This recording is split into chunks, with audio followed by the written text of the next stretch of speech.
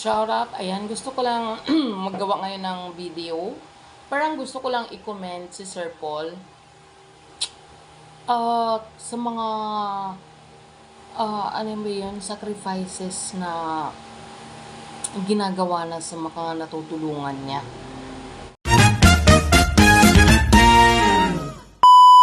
Yun na nga guys, gusto ko lang talaga, kasi napanood ko mula kay Nanay Nids, saka kay Sir Paul, na si Ninita ay nawawala na naman. 'Di ba? Hindi naman lingid sa kaalaman natin na si Ninita ay ano, wala na sa pangangalaga ni Sir Paul. Ayun. Wala na sa pangangalaga ni Sir Paul. So, ayun, yun pala yung dahilan, isang dahilan kung bakit nakapunta si Sir Paul sa Cagayan de Oro. Dahil nawawala na naman si Ninita. Si Ninita, kung hindi niyo po alam, ay 3 taon nang inalagaan ni Sir Paul back in Manila before. 'Di ba? So, ngayon nasa pangangalaga na siya ng ibang vlogger, 'di ba? At nabalitaan nga na nawawala na naman siya at may sinamahan na naman papuntang Cagayan de Oro. 'Di ba? Pero bago siya umalis, tumawag muna siya doon, nangingintab ang mukha ko, pasensya na. Tumawag muna siya doon kila Nanay Needs. O, 'di ba? So, of course, maraming magagalit, maraming nagagalit at bakit tinutulungan pa din ni Sir Paul si Ninita. Guys, kayo yung lumagay sa katayuan ni Sir Paul. Si Sir Paul ay grabe rin ang sakripisyo kay Ninita. Actually, pati kay Nanay Lorna. Pinatayuan ng bahay, ganyan-ganyan. Pero, hindi yun ang concerned ni Sir Paul. Kundi ang concerned ni Sir Paul ay si Ninita, yung kanyang kinabukasan. Ngayon, na nalaman na naman na umalis at nagpunta ng Cagayan de Oro, hindi nag-atubili si Sir Paul na bumiyahe papuntang Cagayan de Oro. 'Di ba? Doon niyo talaga makikita kung gaano siya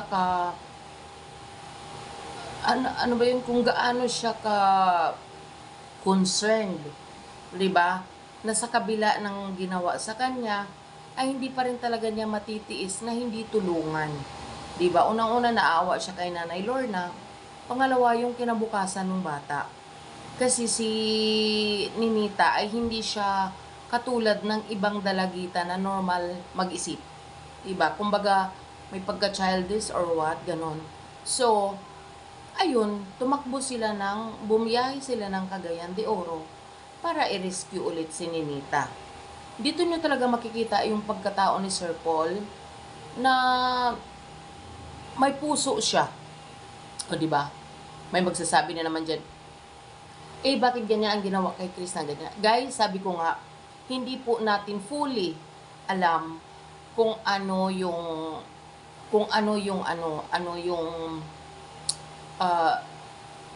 totoong dahilan sa kanilang hindi pagkakaunawaan. Although binigyan na tayo ng pahapyaw kung bakit nagtampo or sumama ang loob ni Sir Paul. 'Di ba? Iba 'yon. Iba yung kanyang personal love life kaysa dito sa kanyang mga tinutulungan. Kasi minsan din niya naging anak-anakan si Ninita for 3 years. It's just that nung nagpaalam si Ninita na gusto na niyang umuwi at gusto niyang makasama si Nanay Lorna para doon na mag-aral, ay pinakinggan nila to. 'Di ba? Kasi ang iniisip nga nila yung kapakanan ng bata. Ang iniisip nila, malay mo na homesick si Ninita, so pinayagan nila. Kaso nga lang ito nga, 'di ba? Nung uwi niya, nagka-problema hanggat naging okay, tapos ito na naman. Siyempre, yung naumpisahan ni Sir Paul na pagtulong kay Ninita or para maging maayos, makatapos ng pag-aaral, siyempre, nangihinayang yun siya. At saka sabi ko nga, minsan niyang naging anak-anakan si Ninita. So, hindi rin naman niya matiis yun, napabayaan na lang yung bata. 'Di ba? Kasi naging part yun si Ninita ng kanilang pamilya. 'Di ba? So, maraming magagalit, ay bakit mo pa kasi tinutulungan yan? Matigas ang ulo. Guys, kaya nga siya itinutuwid, 'di ba? Pero, isipin na lang natin yung effort ni Sir Paul. Effort ni Sir Paul para maituwid itong bata. Wag na natin i-compare dito kasi marami na magsasabi, oh bakit ganito ang ginawa kay Krishna?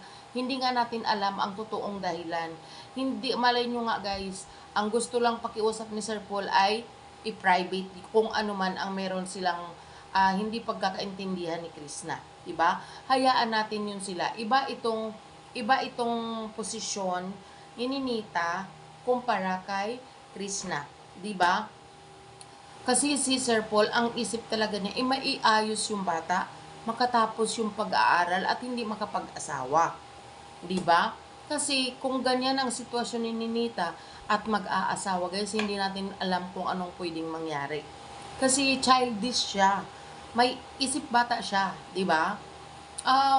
Kaya, kumbaga, kahit na nasa ibang pangangalaga, si Ninita, hindi pa rin matiis ni Sir Paul. Doon mo talaga makikita kung gaano kabuti ang kanyang puso. 'Di ba? Biruin mo yung biyahe in 6 hours yata or 7 hours or 5 hours, I don't know. 'Di ba? Tiniis nila 'yan. Kahit pagod. 'Di ba? Ma-save lang si Ninita. Makuha lang, ma-rescue lang si Ninita. 'Di ba? Hindi na niya alintana na mayroong ibang nag-aalaga. Kasi, guys, minsan niya nga naging anak-anakan si Ninita. So, ganito siya ka-concern. Ganito siya ka-very eager na makuha ulit yung bata at maibalik sa Davao. Diba? Kasi sa totoo lang minor yun.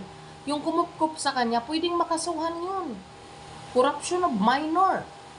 Diba? Pwedeng makasuhan yun kung hindi nila ibibigay. Pero alam nyo, ang maiaano ko lang, Sir Paul, dapat sana kung may chance pa, maibalik yun sa inyo sa Laguna. 'Di ba?